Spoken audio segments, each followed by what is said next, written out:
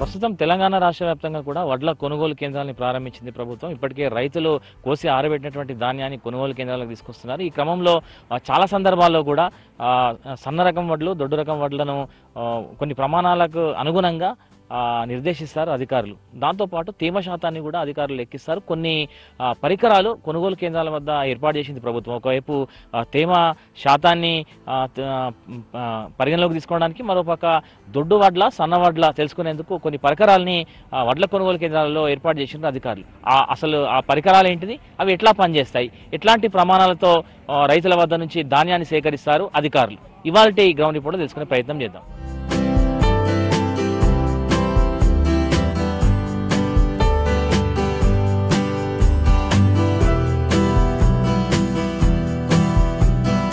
కొనుగోలు కేంద్రాల వద్ద దొడ్డు వడ్ల, సన్న వడ్ల నిర్దేశించడానికి కొన్ని పరికరాలని అధికారులు వాడుతున్నారు. అందులో డయల్ మైక్రోమీటర్ అనేటువంటిది దొడ్డు వడ్లు, సన్న వడ్లు, దాన్ని వాడుక భాషలో క్యాలిబర్గా పిలుస్తారు. ఇది కొనుగోలు కేంద్రాల వద్ద రైతులు చాలా సందర్భాల్లో కూడా మిశ్రమ పంటల్ని సాగు చేస్తుంటారు. వాతావరణ పరిస్థితులకు అనుగుణంగా దొడ్డు రకము, సన్న రకము రెండు రకాల వడ్లను కూడా రైతులు సాగు చేస్తుంటారు. సో ఈ క్రమంలో కొనుగోలు కేంద్రాలకు వచ్చినటువంటి వడ్లు, సన్న వడ్ల, దొడ్డు వడ్ల కొన్ని ప్రమాణాలు తీసుకుంది ప్రభుత్వం. దానికి అనుగుణంగా ఉన్నాయా లేదా చూసుకునేందుకు డయల్ మైక్రోమీటర్ని ఏర్పాటు చేసింది. దీంట్లో గింజను వడ్ల గింజ ఏదైతుందో ఆ వడ్ల గింజను అందులో పెట్టి కొన్ని ప్రమాణాలని కొలుస్తారు. దానికి అనుగుణంగా ఉంటే అది సన్న వడ్లుగా పరిగణిస్తారు. సో దానికి సంబంధించి మనం చాలా ఏళ్ళుగా చూస్తున్నాం.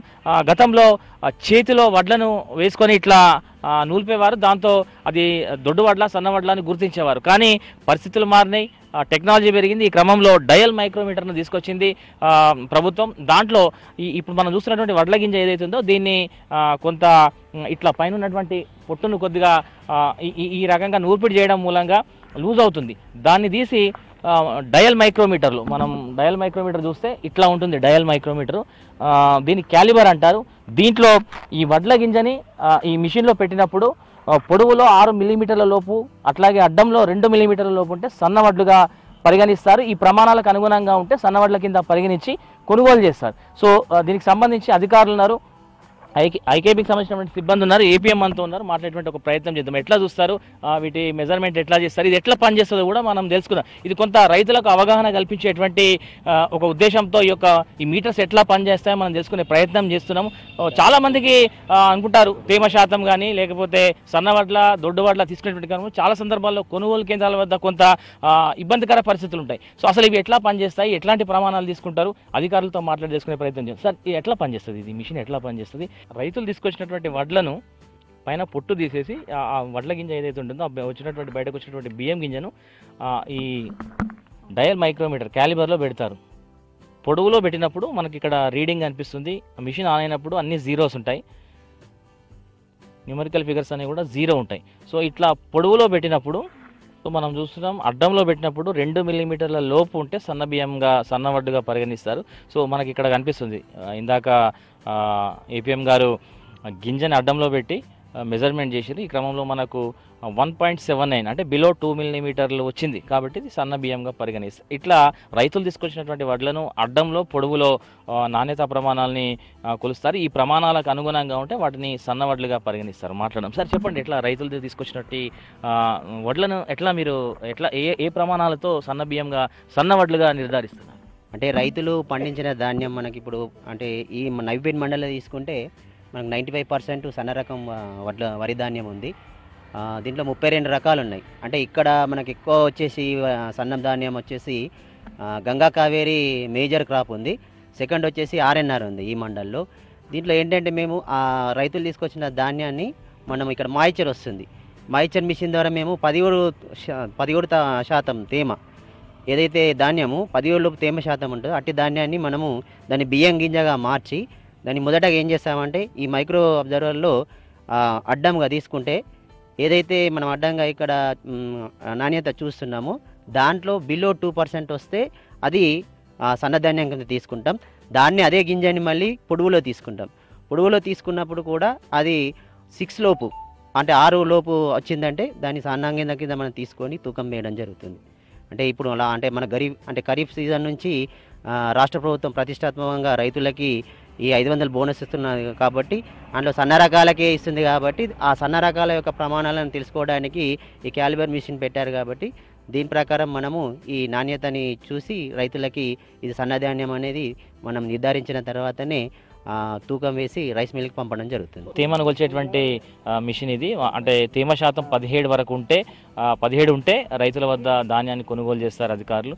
సో వడ్లు తీసుకొచ్చినటువంటి రైతులు వడ్లు తీసుకొచ్చిన తర్వాత ఈ మిషన్ ద్వారా ఆ తేమ శాతాన్ని లెక్కిస్తారు. సో ఈ ప్రాసెస్ ఎట్లా ఉంటుందో తెలుసుకుందాం.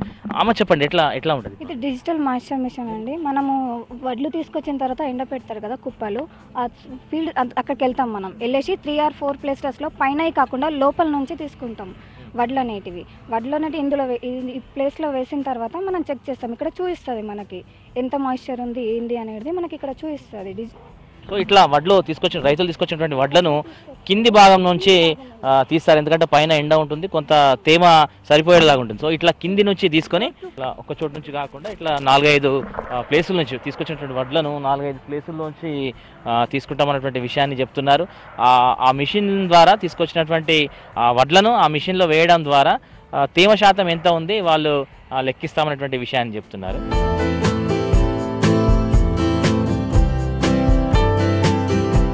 మనకు 53 చూపిస్తుంది మాయిశ్చర్. అంటే ఇది రెడీగా లేదు మన కాంట కోసం అని 17 వచ్చే వరకు వెయిట్ చేయాలి. 17 మాయిశ్చర్ వచ్చే వరకు దీన్ని అంటే ఎండ పెడతా ఉండాలి మనం. అంటే మనకి 53 చూపించింది కదా మేడం, ఇది అంటే వడ్లు కోసిన వెంటనే తీసుకొచ్చినప్పుడు ఇట్లా ఈ లెవెల్లో వస్తుంది మనకి తేమ అనేది. ఈ లెవెల్లో వస్తుంది తేమ. ఇక్కడ నుంచి మళ్ళీ 17% రావడానికి మనకి ఎన్ని రోజులు ఆరబెట్టాల్సి వస్తుంది? అది 2-3 days వరకు వస్తుంది అండి. 2-3 days వచ్చేస్తుంది. సో 17% వస్తే మీరు కొనుగోలు చేస్తాం మనం. ఈ విషయం రైతులకు అర్థమవుతుందా అండి? చెప్తామండి మేము. ప్రతి సెంటర్లోకి వాళ్ళకి ఏదైనా డౌట్స్ ఉంటే కూడా క్లియర్ చేస్తాం. దీంతో చూస్తే వాళ్ళకి అవగాహన ఉందా లేదంటే తెలుసుకునే ఒక ప్రయత్నం కూడా చేద్దాం. మనతో కొంతమంది రైతులు ఉన్నారు, మాట్లాడదాం. అన్న చెప్పండి, మీరు వడ్లు సాగు చేస్తుంటారా, అంటే వరి సాగు చేస్తుంటారా? సో ఎన్ని సంవత్సరాలుగా సాగు చేస్తున్నారు? మేము చిన్నగా ఉన్నప్పుడే సాగు చేస్తాం సార్ వడ్లు. సో ఇప్పుడు కొనుగోలు కేంద్రాల వద్ద కొన్ని పరికరాలు పెట్టిండ్రు తేమ చూడడానికి, వడ్లు సన్నమ్య దొడ్డియా నిర్ధారించడానికి. వాటి మీద మీకు అవగాహన ఉందా? అవగాహన ఉంది సార్. ఇప్పుడు ఇంతకుముందు మనకు సన్నయ్య దొడ్డియా అనేది మనకు పరికరం ద్వారా చూపెడుతుంది సార్. ఈ తేమ కూడా మనకు 17 కంటే తక్కువగా ఉన్నామంటే కాటా చేస్తారని చెప్తుంది సార్. ఇక్కడ ఉన్న వాళ్ళు ఇప్పుడున్న మిషనరీస్ అంటే రైతులకు మీ కొనుగోలు కేంద్రాల వద్ద రైతులకు ఉపయోగకరమైన, అంటే గతంలో మిషన్స్ లేవు, సో ఇవి తేమ రాలేదని చెప్పడము లేకపోతే సన్నం కాదని చెప్పడము, అంటే ఓవరాల్ గా మాన్యువల్ గా చెప్పేవారు. సో ఇప్పుడు మిషన్స్ చూపిస్తున్నాయి కాబట్టి వీటిని రైతులు యాక్సెప్ట్ చేస్తున్నారా? యాక్సెప్ట్ చేస్తున్నాం సార్. ఎందుకంటే మన కళ్ళ ముందంటే చూపెడుతున్నారు కదా సార్. మన ముందంటే వడ్లు తీసి షాంపులు చూపెడుతున్నారు కాబట్టి నమ్ముతున్నాం సార్ మేము కూడా. ఇంత ముందంటే చూపెట్టకపోతే అట్లా నమ్మకపోతుంది కాబట్టి మన ముందంటే తీసి చూపెడుతున్నారు కాబట్టి నమ్ముతున్నాం సార్. రైట్, ఇంకో రైతున్నాడు. అన్న, గతంలో మాన్యువల్ గా చూసేవాళ్ళం, అంటే మనకు తెలిసి పెద్దవాళ్ళు చేతులలో వడ్లు వేసి రాగడం మూలంగా దొడ్డియా సన్నమని చెప్పేవారు. సో ఇప్పుడు మిషనరీస్ వచ్చినాయి, ఎక్విప్మెంట్స్ వచ్చినాయి. ఎట్లా అంటే రైతులకు దీని మీద అవగాహన ఉందా? ఖచ్చితంగా అవగాహన ఉంది. మనకు ఏదున్నా కానీ మ్యాచర్ 17 వచ్చిందంటే కుప్ప వేసుకోవాలా. కుప్ప వేసుకున్న తర్వాత వాళ్ళు సంచులు చేసి లోడ్ చేసేసి ఐకేపీ వాళ్ళు మనోళ్ళు ఏదున్నా కానీ సెంటర్కి పంపించేస్తారు. ఖచ్చితంగా మన దగ్గర కూడా ఉండాలి, రైతుల దగ్గర. బాగా ఎండబెట్టిన తర్వాత కూడా తరుగు వచ్చింది అది వచ్చింది అనేది మనం కూడా మాట్లాడద్దు. మనం ఖచ్చితంగా ఈరోజు మనకు మ్యాచర్ వస్తుంది అంటే మనం మేడం దగ్గరికి వెళ్ళి చెప్పాలి. మనకు నాకు మ్యాచర్ చూడాలని చెప్పాలా. అది చెప్పకుండా ఇంకో దగ్గరకు పోయి నాది అయిపోయింది టైము, నాది ఎండిపోయినాయి, నాకు గలగల అయినాయి, అది కరెక్ట్ కాదు. తేమ ఉండగా పెట్టమనద్దు. ఇంకంత ముందు గవర్నమెంట్ వేరు, ఇప్పుడు వచ్చిన గవర్నమెంట్ వేరు కాబట్టి ఖచ్చితంగా రైతులందరికీ ఒకటే నేను చెప్పదలుచుకున్నది, కరెక్ట్గా మీరు ఎండబెట్టండి, కరెక్ట్గా చూడండి. మీరు ఖచ్చితంగా మీకు ముట్లని కుప్ప వేసుకొని ఎండబెట్టి మంచిగా చూసుకునే బాధ్యత మాది. ఇంతకుముందు ఎట్లా అంటే బియ్యం గింజ కోరికి ఇది వచ్చిందని కొంతమంది అన్నారు, ఇక కావాల్సిన వాళ్ళ కావాల్సిన తిరిగా జోకేసుకొని వెళ్ళిపోతుంది. ఇప్పుడు అట్లా లేదు. ఈ గవర్నమెంట్ ఈ సంస్థ ఇప్పుడు ఈ పేద ప్రజలకు చిన్నకారు సన్నకారు రైతులకు అనుకూలంగా మంచి ఇక నాణ్యత కలిగిన వడ్లను తీసుకుపోవడానికి అవకాశం మంచిగా కల్పించారు. మళ్ళీ ఒకటి మిషన్ ద్వారా చూసుకుంటారు కదా. నాకు ఒక 4 రోజుల ముందు ఇప్పుడు కోసి ఇరికి తెచ్చినాం. ఈ ప్లాట్ఫామ్కి తెచ్చిన తర్వాత ఇప్పుడు ఎన్ని నేట్లు ఇప్పుడు ఎప్పుడప్పుడు మేచర్ చూసుకుంటారు కదా. మేచర్ చూస్తే మాకు ఇప్పుడు 18 వచ్చింది అనుకో, ఒక రోజుల తర్వాత మేచర్ అయిపోతుంది. మేచర్ అయిపోయిన తర్వాత మేడం వచ్చి ఇది కుప్ప చేసేసుకోమంటే మేము ఒక్క దగ్గర చేసేసుకున్న తర్వాత మాకు మంచి ఈ సిస్టమ్ అయితే బాగా మాకు మంచి అనిపించింది. మీ గ్రామము చుట్టుపక్కల సన్నవెడ్లో ఎక్కువ సాగు చేస్తున్నారా దొడ్డియా? ఎక్కువ ఈ నైపేట్ మండలం నుంచి పడితే ఇక్కడ మొత్తం ఎక్కువ సన్నాలే వేసేసినారు. ఇప్పుడు గంగ కావేరే కానీ అలా కొంచెం వెరైటీలు ఉన్నాయి కదా, 90% అయితే గంగ కావేరే యూజ్ చేసిండ్రు. ఇక సో ఈ మిషన్లో ఆ ప్రమాణాలు చూపిస్తున్నాయా మీరు సాగు చేస్తున్నా ఏ రకమైన? ఇప్పుడైతే మనం చూసిన లెక్కకైతే మీరు ఇప్పుడు స్టార్టింగ్ తెచ్చిన కాబట్టి ఇక్కడనే ఫస్ట్ టైం కాబట్టి ఇక్కడనే ఇప్పుడు చూసినాం ఈ పరికరం ఈ లెక్క ఈ మనం చూసుకున్న దాని మీకు ఏంటంటే ఇది మాకు చాలా బాగానే అనిపిస్తుంది. ఈ పద్ధతి అందరు కంటిన్యూగా మంచిగా అందరికీ అనుకూలించినట్టునే ఉంది. ఇది మంచిగా జరిగితే అవి మా రైతులకు బాగా సేఫ్టీ ఉంటుందని నేను కోరుకుంటున్నాను. తూకం వేసే వాళ్ళం కొంచెం, కాకపోతే ఇప్పుడు మిషనరీస్ వచ్చినాయి, ఎట్లా అనిపిస్తుంది మీకు? ఇక అప్పుడు ఇట్లా ఏం తేడా లేకుండే, అస్తురి బెరగాళ్ళు అడ్డు నడుచుకుంటారు తీసుకొని పోతుర్రు. ఇప్పుడు ఇక ఈ గవర్నమెంట్ వచ్చిన నుంచి ఇక ఈ తేమాలు చూస్తున్నారు, మిషన్లో అడ్లు పోసి తేమాలు చూసి మేచర్ చూసి మేచర్ వచ్చినాయి కుప్ప చేయరా చెప్తున్నారు, అవి కుప్ప చేస్తున్నాం. ఇక ఇంకా అవి కొంత తేమ ఉంటే ఇంకో 2 రోజులు ఆరబెట్టుర్రి, అవి ఆ తర్వాత మన కుప్ప చేయరు అంటున్నారు, అవి కుప్ప చేస్తున్నాము. అన్ని మనసు జమ అయినా అక్కడ లోడ్ నింపుకుంటున్నారు, జోక్కుంటున్నారు, లోడ్ నింపేసి కొండపోతున్నారు. అడ్లు ఇత్తు కొరుకుతున్నాము, కటుక్కుమంటేనే తేమ వచ్చినట్ల, లేకుంటే అది జర మెత్తగా కిసుక్కుమంటది. అడ్లు తేమ ఉంటే అది జర పచ్చిగున్నది ఇంకో 2 రోజులు ఆరబెట్టుర్రి. ఇప్పుడు ప్రభుత్వం చెప్తున్న 17% తేమ రావాలంటే కోసినాక ఎన్ని రోజులు ఆరబెట్టాలి వాటిని? ఒక 5-6 రోజులు అయితే ఆరబెట్టాల. కొనుగోలు కేంద్రాల వద్ద డయల్ మైక్రోమీటర్ అట్లాగే డిజిటల్ మాయిశ్చర్ మీటర్ ఏవైతే ఉన్నాయో ఇవి రెండు కూడా రైతులకు ఉపయోగకరంగా ఉన్నాయని చెప్తున్నారు. నాణ్యతా ప్రమాణాలను నిర్దేశించడానికి ఎక్విప్మెంట్స్ ఉపయోగపడుతున్నాయని చెప్తున్నారు.